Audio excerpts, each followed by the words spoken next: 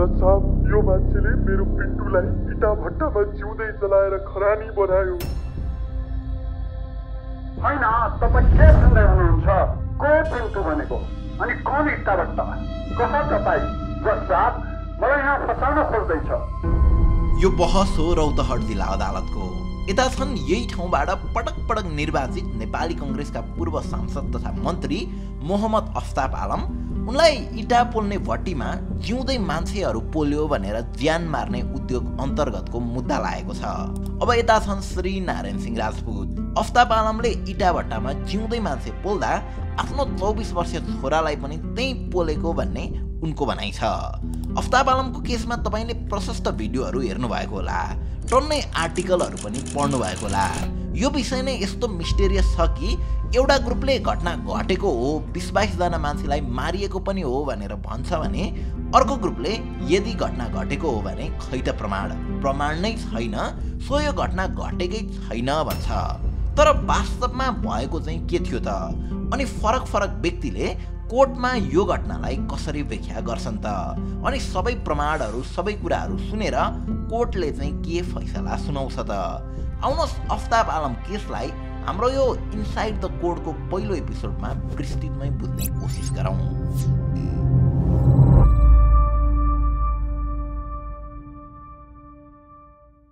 रौतहट जिल्ला अदालतमा 2076 साल कार्तिक 18 गते दर्ता भएको यो मुद्दामा कोर्टले करिब 5 वर्ष पछाडि 2081 साल वैशाख 13 गते फैसला सुनाएको थियो।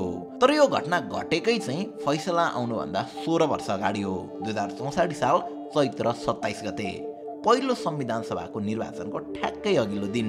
तर त्यो दिन भएको चाहिँ के थियो त? सुरुमा यो घटनाबारे श्री नारायण सिंह राजपूतको जाहेरी सुनौँ है त।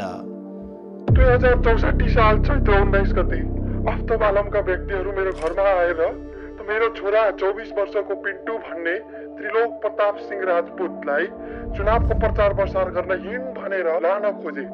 मैले पिन्टुलाई उनीहरूसँग जान दिन। भोलिपल्ट म घर नभएको बेला उनीहरू फेरि आएछन्, मेरो पिन्टुलाई लिएर गएछन्।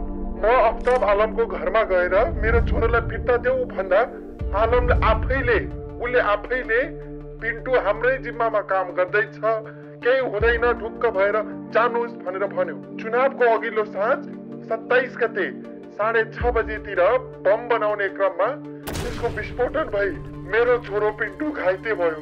उसको इलाज गराउनुको साटो सुरक्षा बलको सहयोग लिए बोरामा हालेर ट्र्याक्टरबाट ओसारेर नजिकैको इटा भट्टामा लगेर छोरालाई हालेर जलाइदियो अनि लासलाई खरानी बनाइदियो। अनि यो घटनापछि मैले आलमको घरमा गएर मेरो छोरा खै भनेर सोध्दा तपाईको छोरा माथि गइसक्यो, तपाई जानुहोस् नत्र तपाईलाई पनि माथि पठाइदिन्छु भनेर धम्कायो। अब पिन्टुका बाले यसो भनिरहँदा सत्यता के हो त? त्यसमा त हामी एकैछिनमा आउने नै छौँ। तर अफ्ताब आलमले नै चाहिँ कोर्टमा यो केसलाई कसरी व्याख्या गर्छन् त? खासमा महोदय, मैले उहाँलाई चिनेकै छैन। नचिनेको हुँदा नाता, लेनदेन, रिसिभी कारोबार केही पनि छैन।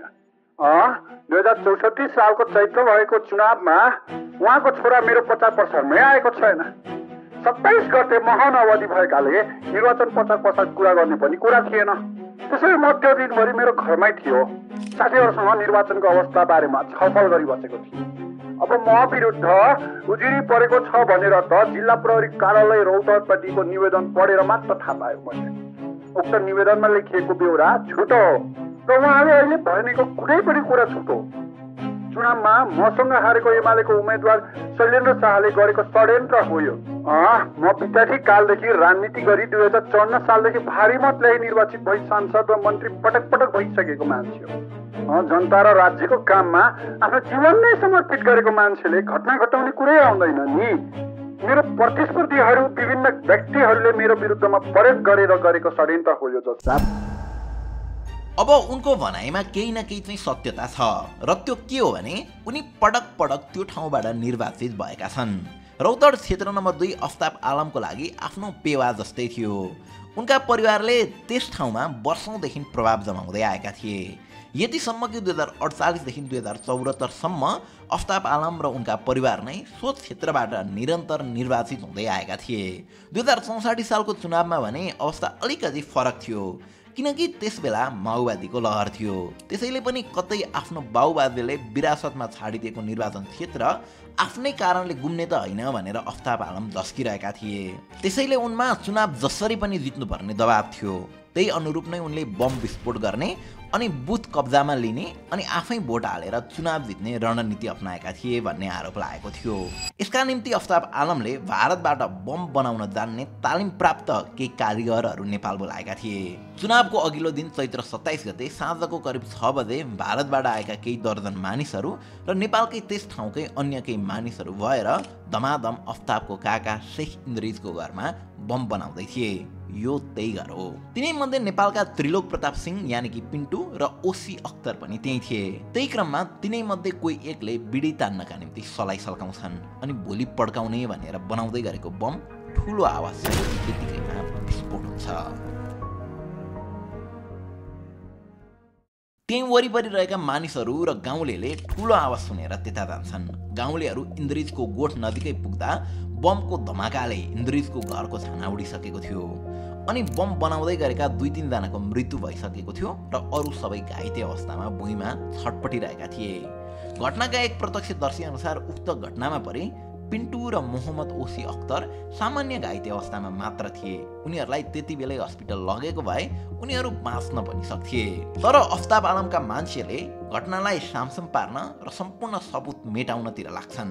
बचेकाहरूलाई जबरजस्ती सुई लगाएर बेहोस पार्छन् अनि मृत शरीर र घाइते सबैलाई जुटको बोरामा खाच्छन् र सम्पूर्णलाई ना एक त 64-72 नम्बरको रातो ट्र्याक्टरमा हालेर सशस्त्र प्रहरीको स्कटिङ सहित अफ्ताब आलमका भान्जा मुस्ताफ राजाको गाउँ नजिकै रहेको इटाभट्टीमा लग्छन्।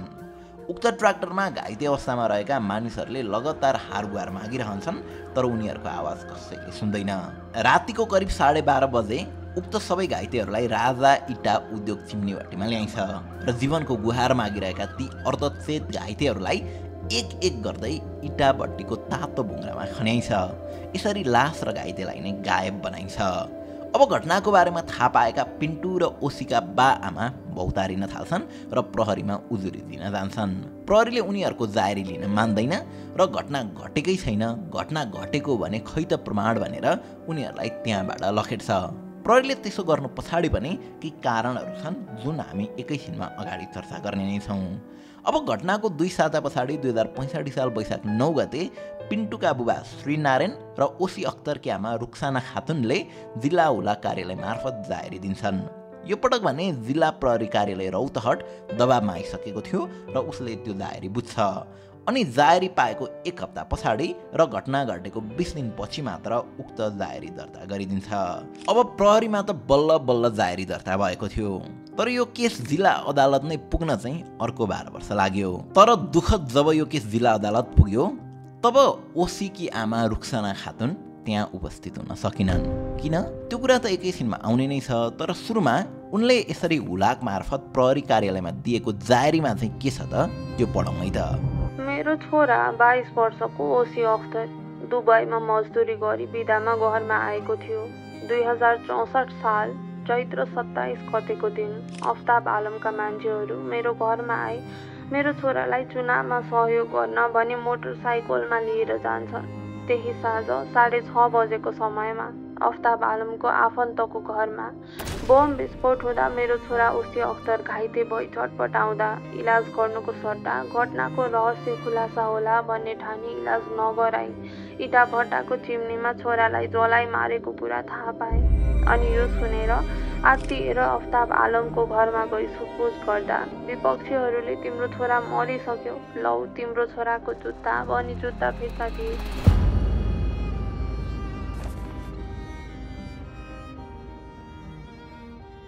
अब यस्तो जाहेरी आउँदा समेत प्रहरीले त्यस पछाडि पनि अनुसन्धानमा खासै चासो देखाउँदैन। अब अनुसन्धान नै फितलो भए पछाडि जिल्ला सरकारी वकिलको कार्यालयले नै अलाम विरुद्ध मुद्दा नचल्ने निर्णय गरिदिन्छ। यता 28 गतेको चुनावबाट अलाम संविधान सभामा निर्वाचित भइसकेका थिए। तत्कालीन प्रधानमन्त्री गिरिजाप्रसाद कोइरालासँग नजिक रहेकाले उनले सत्ता र शक्तिको आडमा आफू विरुद्ध मुद्दा चल्नै नदिएको भनेर त्यति बेलै आवाज उठेको थियो। तर श्रीनारायण र रुक्सानाले न्यायको लडाईँमा भने हार मानेनन् अनि उनीहरू सर्वोच्च अदालत नै गए। 2069 साल ज्येष्ठ 16 गते सर्वोच्चमा परेको रिटमा सुनवाई गर्दै तत्कालीन न्यायाधीश सुशीला कार्की र डाक्टर भरत बहादुर कार्कीको संयुक्त इजलासले रौतहट बम काण्डबारे सुरुदेखि नै गम्भीर रूपमा अनुसन्धान गर्न आदेश दियो। त्यस पछाडि बन्द भएको केस फेरि खोलियो। लामो समयको निरन्तर अनुसन्धान पछाडि 12 वर्ष पश्चात बल्ल 2076 साल असोज 16 गते रौतहट प्रहरीले अफ्ताब आलमलाई रौतहटबाटै पक्राउ गर्यो। बम काण्डको 12 वर्ष पछाडि अलाम पक्राउ पर्नु आफैमा कुनै चमत्कार भन्दा कम थिएन, किनभने त्यतिन्जेलसम्म उनलाई कसैले सोधपुछ गर्ने आँटसम्म गरेको थिएन र उनी निर्वाचित भई मन्त्रीसम्म पनि भइसकेका थिए।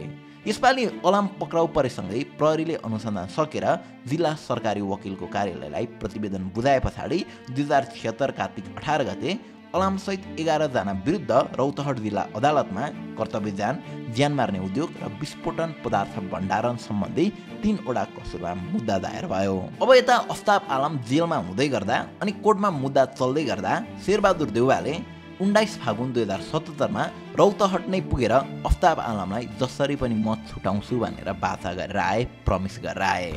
यता कोर्टमा बहस चलि नै रहेको थियो। अब यो मुद्दाको बहसमा अघि मैले भने जस्तै सबै उपस्थित थिए, तर घटनामा परे मृत्यु हुने ओसी अख्तरकी आमा रुक्साना खातुन उपस्थित थिइनन्, किनकि 2067 सालमा नै रुक्सानाको गोली हानी हत्या भएको थियो। 3 किलोमिटर टाढाको माइतीबाट सम्धिनीसँग घर फर्काउँदै गर्दा रुक्सानालाई मुखमा मास्क लगाएका नकाबधारीद्वारा गोली हानिएको थियो। यसमा थप अनुसन्धान भएन। यसरी आफ्नो छोराको न्यायका लागि लडिरहेकी आमाले नै ज्यान गुमाउनु परेको थियो। यही कुराबाट पनि अफ्ताब आलम कति शक्तिशाली रहेछन् भन्ने कुरा थाहा हुन्छ।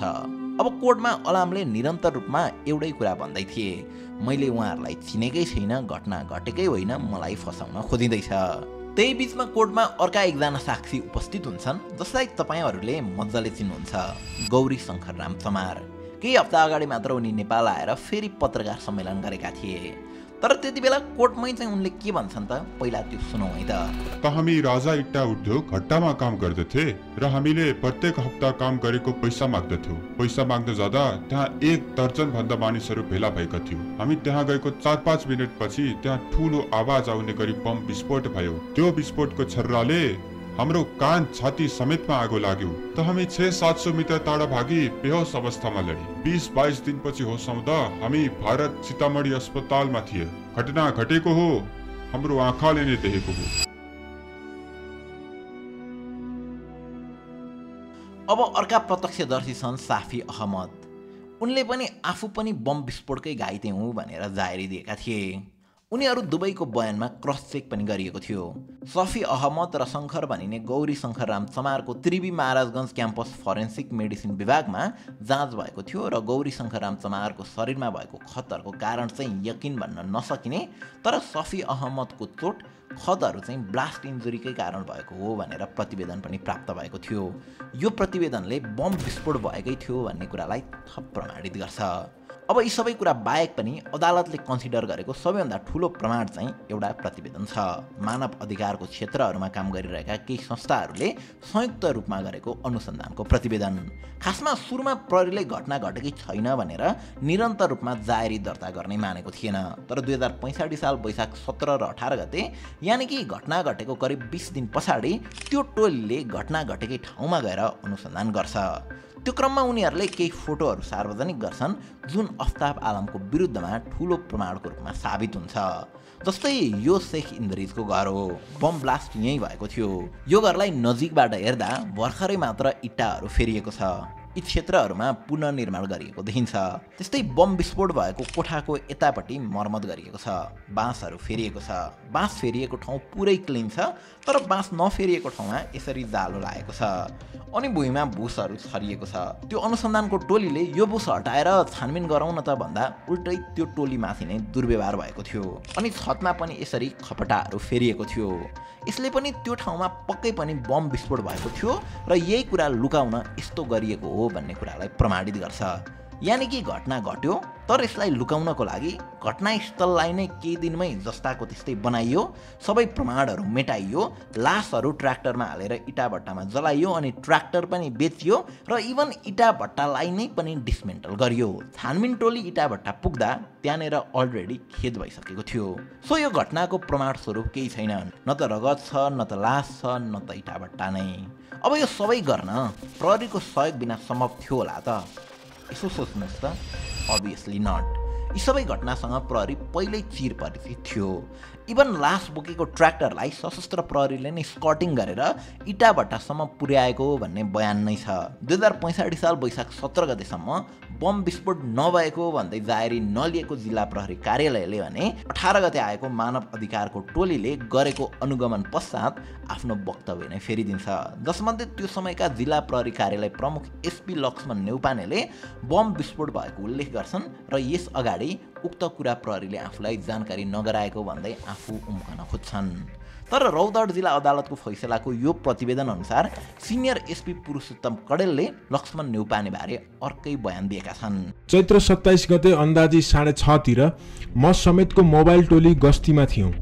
अचानक बम पड्केको आवाज आएकोले तत्कालै के हो भनी बुझ्न जाँदै गर्दा तत्कालीन जिल्ला प्रहरी प्रमुख एसपी लक्ष्मण नेउपानेले सञ्चार सेटबाट राजपुरमा बम विस्फोटन भएको भन्ने जानकारी आएको छ।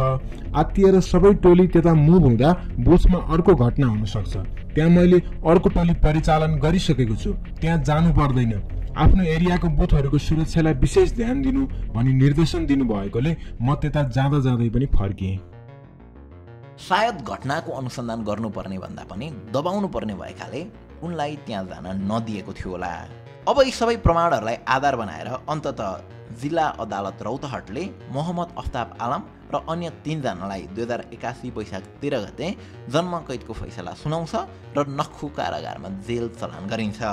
यसरी घटना घटेको 17 वर्ष पछाडि नै भए पनि पीडितले न्याय पाउँछन्, अपराधी जेलमा सदाका लागि कोचिन्छन् अनि शेरबहादुर देउवाले रौतहटमै गएर गरेको प्रमिस पनि पुरा हुँदैन। सत्यको जित हुन्छ, अदालतमा फेरि जनताको विश्वास फर्कन्छ। कस्तो सेटिस्फाइङ स्टोरी छ नि है। But wait, there's more. जिल्ला अदालतले यो फैसला सुनाएपछि यो केस फेरि उच्च अदालतमा जान्छ। उच्च अदालतमा पनि यसरी नै बहस हुन्छ, प्रमाणहरू तिनै, तथ्यहरू तिनै, साक्षीहरू तिनै। तर उच्च अदालत जनकपुरले प्रमाण नपुगेको भन्दै जिल्ला अदालतको फैसला उल्टाइदिन्छ र अफ्ताब आलमलाई 2082 साल ज्येष्ठ 14 गते बुधबार सफाई दिन्छ अनि उनी जेल मुक्त हुन्छन्। अहिले अफ्ताब आलम जेल मुक्त भएर हस्पिटलमा छन्। हस्पिटलमै पनि उनले मान्छे मारेकै हो, तिमीहरूले के गर्न सक्छौ, कतिजना मारे, कसरी मारे थाहा नै छैन तिमीहरूलाई भनेर बरबराइरहेका छन्। उनले आफै घटनाबारे यसरी स्वीकार्दा पनि न त्यो कुरा प्रमाण मानिन्छ न त त्यही कुरालाई बयान मानेर जेल नै हाल्न सकिन्छ। यो घटना नेपालमा शक्ति आफ्नो हातमा छ भने कतिसम्म गर्न सकिन्छ भन्ने एउटा प्रतिनिधि उदाहरण मात्र हो। बाँकी त मुद्दा सर्वोच्चमा गएको छ, हेरौँ अब के हुन्छ। अन्त्यमा तपाईँलाई यो केस कस्तो लाग्यो र हाम्रो यो फरक प्रेजेन्टेसन स्टाइल कस्तो लाग्यो? यस्तै थप भिडियोजहरू इनसाइड द कोडको अर्को एपिसोडमा सुनाउने नै छौँ। च्यानललाई सब्सक्राइब गर्न नछुटाउनु होला। हस्त, थ्याङ्क यू फर वाचिङ।